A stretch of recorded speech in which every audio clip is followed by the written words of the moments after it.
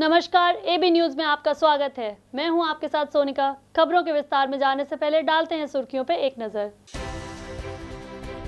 CDS Bipin Rawat का helicopter crash, हादसे में 11 लोगों की मौत। रक्षा मंत्री राजनाथ सिंह ने दी पीएम को जानकारी। पीएम ने बुलाई आपातकालीन बैठक। यूपी चुनाव से पहले प्रियंका गांधी ने जारी किया महिला घोषणा पत्र। सरकारी नौकरियों में महिलाओं को मिलेगा 40% आरक्षण। पीएम मोदी के लाल टोपी वाले बयान पर अखिलेश ने दिया जवाब। कहा, लाल का इनकलाब होगा, 22 में बदलाव होगा। चुनावी मैदान में आरी लेकर उतरेंगे राजा भैया।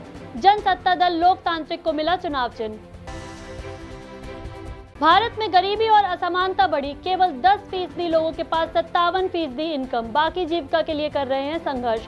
रिपोर्ट से हुआ खुलासा। और अब खबरें विस्तार से। तमिलनाडु के कुन्नूर में सेना का एमआई हेलीकॉप्टर क्रैश हो गया है, जिसमें सीडीएस विपिन रावत समेत उनकी पत्नी और 14 लोग सवार थे। हादसे में कई लोगों के मारे जाने की खबर है। घटना की जानकारी रक्षा मंत्री ने प्रधानमंत्री को दी है। पीएम मोदी ने एक आपातकालीन बैठक बुलाई। तमिलनाडु के कुन्नूर में सेना का हेलीकॉप्टर क्रैश हो हादसे के बाद पूरे देश में दुख की लहर दौड़ गई। बताया जा रहा है कि chief of defence staff Bipin Rawat, उनकी पत्नी समेत 14 लोग सवार थे। अभी तक 11 शव बरामद हो चुके हैं। वायुसेना ने हादसे की जांच के आदेश दे दिए हैं। बता दें कि सीडीएस बिपिन रावत अपनी पत्नी के साथ वेलिंगटन में एक कार्यक्रम में शामिल होने गए। वेलिंगटन में आर्म्स फोर्सेज का कॉलेज है। यहाँ सीडीएस रावत का लेक्चर था। पीएम मोदी की अध्यक्षता में कैबिनेट मीटिंग हुई। राजनाथ सिंह ने पीएम मोदी को हादसे के बारे में पूरी जानकारी दी। रक्षा मंत्री राजनाथ सिंह सीडीएस विपिन रावत के यहाँ गए, जहां वो रावत की बेटी से मुलाकात की। बताया जा रहा है कि जख्मी लोगों को काफी गंभीर चोटें आई हैं। इनके शरीर जले हुए हैं। बताया जा रहा है कि खराब मौसम की वजह से यह हादसा हुआ। जानकारी के मुताबिक जहां हादसा हुआ वह इलाका काफी घना है। आसपास चारों ओर पेड़ ही पेड़ हैं। हादसा इतना दर्दनाक था कि चारों तरफ आग लग गई। सेना और वायुसेना की टुकड़ियों ने आनन फानन में पुलिस के साथ रेस्क्यू अभियान चलाया। एयरफोर्स का जो एमआई हेलीकॉप्टर हादसे का शिकार हुआ वो काफी आधुनिक है। इसमें ट्विटन इंजन है। भारत में वीवीआईपी ऑपरेशन के लिए इसका इस्तेमाल करते हैं। यह हेलीकॉप्टर भारत ने रूस से खरीदा है। बता दें कि विपिन रावत ने 1 सितंबर 2016 को आर्मी के वाइस चीफ का पद संभाला और 21 दिसंबर 2016 को इंडियन आर्मी के 26वें चीफ की जिम्मेदारी संभाली। वहीं 30 दिसंबर 2019 को उन्हें भारत के पहले सीडीएस के रूप नियुक्ति मिली। विपिन रावत ने 1 जनवरी 2020 को सीडीएस का पदभार ग्रहण किया था। कानपुर में पत्नी, बेटी और बेटे की हत्या के बाद फरार डॉक्टर का कोई पता नहीं चला है। हालांकि पुलिस को जो नए सीसीटीवी फुटेज मिले हैं उसके मुताबिक हत्या के बाद डॉक्टर गंगा के अटल घाट पर टहलता हुआ दिखाई दिया। पुलिस उसकी तलाश कर रही है। कानपुर के कल्याणपुर में पत्नी, बेटे और बेटी की हत्या कर फरार हुए डॉक्टर सुशील कुमार को लेकर चल रही कहानी और उलझ गई है। अटल घाट पर लगे सीसीटीवी कैमरों में कुछ डॉक्टर की तस्वीरें कैद हुई हैं, जिन्हें पुलिस की ओर से जारी किया गया है। घटना वाले दिन यानी शुक्रवार की दोपहर 3:10 को शाम 5:16 तक डॉक्टर की मौजूदगी के प्रमाण मिल रहे हैं। इस तथ्य के सामने आने के बाद पुलिस अब और सीसीटीवी फुटेज खंगाल रही है, लेकिन आत्महत्या से जुड़ा कोई सबूत पुलिस को नहीं मिला है। आपको बताते चले कि कल्याणपुर थाना क्षेत्र के इंदिरा नगर क्षेत्र स्थित डिग्निटी होम्स अपार्टमेंट में रहने वाले डॉक्टर सुशील कुमार ने शुक्रवार की सुबह अपनी पत्नी चंद्रप्रभा, बेटी खुशी और बेटे शिखर घर में हत्या कर दी। तीनों के शव अलग अलग कमरे में पड़े मिले थे। तीनों को जहर देकर बेहोश करने के बाद डॉक्टर ने इस घटनाक्रम को अंजाम दिया था।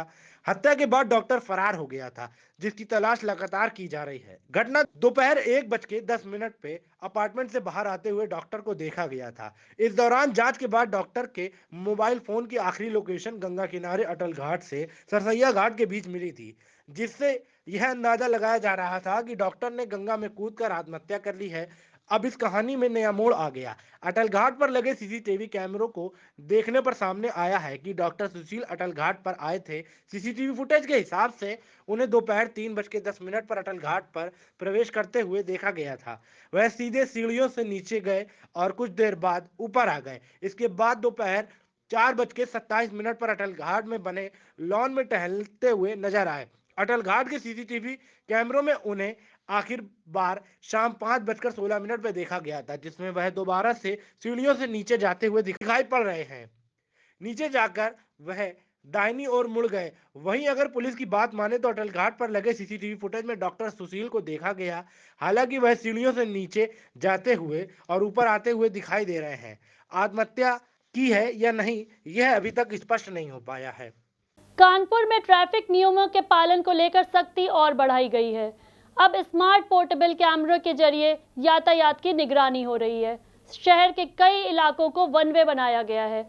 उल्लंघन करने वालों का चालान काटा जा रहा है। कानपुर पुलिस अब और स्मार्ट होकर ट्रैफिक नियमों का पाठ पढ़ाएगी। बता दें कि इसके लिए स्मार्ट पोर्टेबल कैमरों का सहारा लिया जा रहा है। बता दें कि पहला कैमरा बिराहना रोड वन वे पर लगाया गया है, जिसके जरिए नियम तोड़ने वाले करीब 40 से 50 लोगों के चालान हो रहे हैं। वहीं फूलबाग से बिराहना रोड होते हुए नयागंज जाने वाले रास्ते को वन वे कर दिया गया है। वन वे का पालन हो, इसके लिए पुलिस खुफिया कैमरे से नजर रख रही है। यानी पुलिस दिखे या ना दिखे, नियम तोड़ते ही चालान सीधा मैसेज के रूप में मोबाइल पर पहुंच रहा है। आपको बता दें, यह प्रयोग सफल होने के बाद यातायात प्रवर्तन के साथ शहर के अन्य स्थानों पर भी इसका प्रयोग किया जाएगा। नई व्यवस्था के तहत पुलिस बैरियर लगाकर चेकिंग के दौरान सिर्फ उन्हीं लोगों को रोकेंगे जो संदिग्ध होंगे। बाकी बगैर हेलमेट, बगैर सीट बेल्ट, 3 सवारी चलने वालों को यह स्मार्ट कैमरा चालान के तौर पर चोट देता रहेगा। देखिए, पोर्टेबल कैमराज लगाने का उद्देश्य ये है कि हम लोग किसी भी ऐसे स्थान पर जहाँ पर ट्रैफिक नियमों का उल्लंघन होने की संभावना रहती है, जैसे नो पार्किंग जोन्स हैं या वन वे हैं या इस प्रकार के चौराहे हैं जहाँ पर मैन से हम लोग ज़्यादा काम ले रहे हैं, तो वहाँ पर पोर्टेबल कैमरा लगाएंगे। पोर्टेबल कैमरा दिन भर की जो गतिविधियाँ हैं उनको रिकॉर्ड करेगा और उसके बाद समीक्षा करके जो लोगों ने उसमें ट्रैफिक के नियमों का उल्लंघन किया है, हम लोग वहाँ से फ़ोटोज़ लेके और उनको चालान भेज देंगे। सर ये कितने चौराहों पर लगाए जाएंगे सर? अभी स्टार्टिंग है, जैसे जैसे हम लोगों को इसमें सफलता मिलेगी हम लोग पोर्टेबल कैमरास लगाएंगे। चौराहों पर ऑलरेडी कैमरास लगे हैं, हम उनसे चालान कर रहे हैं। पोर्टेबल कैमरा हम उन जगह पे लगाएंगे जहां हमारे पास इस प्रकार के चौराहों पर कैमरेज नहीं, तो वहां हम लोग पोर्टेबल लगाएंगे। पहला कहाँ लगाया गया? अभी हम लोगों ने बिराहना रोड पर लगाया है और यहाँ अभी वन वे हम लोगों ने शुरू किया है और उसी का अनुपालन कराने के लिए पोर्टेबल कैमरा लगाया। कानपुर में ट्रैफिक नियम की धज्जियां उड़ाने वाले अब हो जाए सावधान, क्योंकि ट्रैफिक पुलिस स्मार्ट पोर्टेबल कैमरे के माध्यम से करेगी धज्जियां उड़ाने वालों के चालान। ना कोई रसीद, ना कोई ट्रैफिक पुलिस, स्मार्ट कैमरों के माध्यम से की जाएगी आपकी तस्दीक। कानपुर से सचिन मिश्रा, एबी न्यूज आप तक। फर्रुखाबाद में जेल से छूटकर आए कैदी ने जेल में प्रताड़ना का आरोप लगाया है। इस बारे में युवक ने जिलाधिकारी को शिकायत कर कार्यवाही की मांग की है।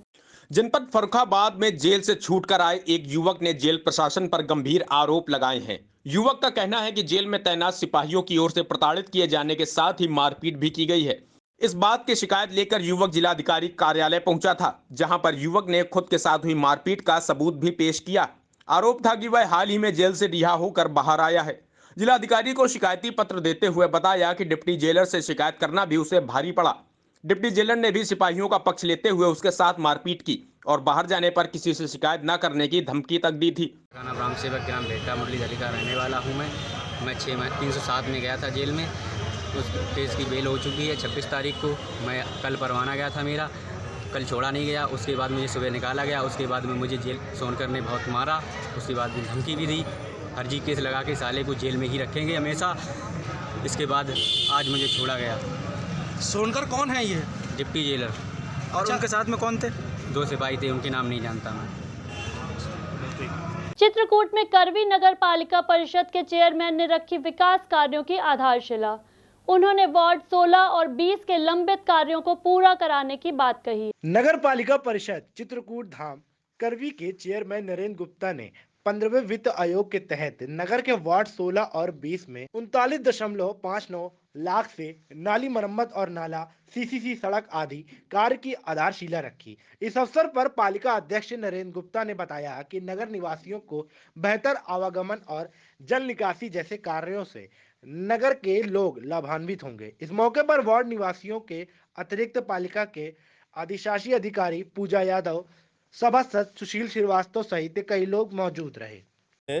2 कार्यों का भूमि पूजन हो रहा है। जिससे पहली रोड राजू मिश्रा जी के घर से जो है और मनोज जी के घर तक जो है जिसकी लागत लगभग 40 लाख रुपया है। और चूँकि ये रोड बहुत पुरानी रोड है, उखड़ गई थी, काफ़ी जगहों में गड्ढे हो गए थे। क्योंकि उत्तर प्रदेश सरकार की मंशा है कि गड्ढा मुक्त सड़कें होनी चाहिए। उसी क्रम में इस सड़क को भी गड्ढा मुक्त करने के उद्देश्य से फरस नई तरीके से बनाई जा रही है और इससे आने जाने वाले लोगों को, मोहल्ले के लोगों को काफ़ी सुविधाएं उपलब्ध होंगी। चूँकि इसी के साथ जो है तरौहा में रामबाग अखाड़े के पास एक नाले का निर्माण होना है, उसका भी आज भूमि पूजन हम सब लोगों द्वारा किया जाना है। इसके बाद वहीं जाएंगे और उसका भी निर्माण कार्य बहुत अरसे से लंबित था, जो वहाँ की विशेष मांग थी लोगों की। और इस वार्ड नंबर 22 की भी मांग 20 की भी मांग थी कि यहाँ पर ये रोड बहुत ख़राब हो चुकी है, इसको पूर्ण तरीके से बनना चाहिए। तो 15वें वित्त आयोग के अंतर्गत मिली धनराशि के द्वारा यह निर्माण कार्य पूर्ण किए जाएंगे और शीघ्र ही गुणवत्ता के साथ इन निर्माण कार्यों को पूरा किया जाएगा। पहाड़ों पर बर्फबारी से मौसम का मिजाज बदल गया है। हिमाचल, उत्तराखंड और जम्मू कश्मीर में भारी बर्फबारी हुई है। दिसंबर महीने में ठंड के मौसम ने तेवर दिखाने शुरू कर दिए हैं। पहाड़ों पर बर्फबारी हो रही है, जिससे मैदानी इलाकों में तापमान में गिरावट देखने को मिल रही है। हिमाचल प्रदेश, उत्तराखंड और जम्मू कश्मीर के इलाकों में भारी बर्फबारी के चलते मौसम में ये तब्दीली आई है। सड़कों से लेकर पेड़ों और घरों पर बर्फ की सफेद चादर जम गई है। वहीं पहाड़ों में हो रही बर्फबारी से मैदानी इलाकों में तापमान में गिरावट दर्ज की गई है। बिहार, यूपी, दिल्ली, झारखंड समेत कई और राज्यों में ठंड बढ़ रही है। भारतीय मौसम विभाग का कहना है कि आने वाले दिनों में मैदानी इलाकों में ठंड में और इजाफा होगा। उत्तराखंड के कई इलाकों में भारी बर्फबारी के बाद तापमान में तेजी से गिरावट आई है। रुद्रप्रयाग में सीजन की पहली बर्फबारी हुई, जिसके बाद केदारनाथ धाम पूरी तरह बर्फ से ढक गया है। वहीं चमोली में भी ताजा हिमपात ने इलाके को बर्फ से ढक दिया है। उधर उत्तराखंड के मशहूर पर्यटन स्थल औली में एक बार फिर जबरदस्त बर्फबारी देखने को मिली है। इसके अलावा सिखों के पवित्र तीर्थ स्थल श्री हेमकुंड साहिब में भी लगातार बर्फबारी का दौर जारी है। पिछले 4 दिनों से लगातार बर्फबारी के बाद हेमकुंड साहिब 3 से 4 फीट बर्फ के आगोश में आ गया है। फिलहाल इस न्यूज बुलेटिन में इतना ही। मुझे दीजिए इजाजत। आप देखते रहिए AB न्यूज। नमस्कार।